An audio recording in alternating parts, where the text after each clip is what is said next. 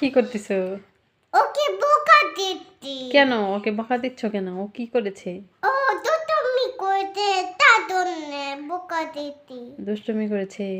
কি দুষ্টুমি করেছে? আমাকে কথা শুনতে না। তোমার কথা শুনে না? না তার জন্য। তুমি কি কথা বলেছো ওকে? ওকে কিছু নাই। ওকে তাতে কই মাই। ঠাস ঠাস করে মারো? কেন মারো?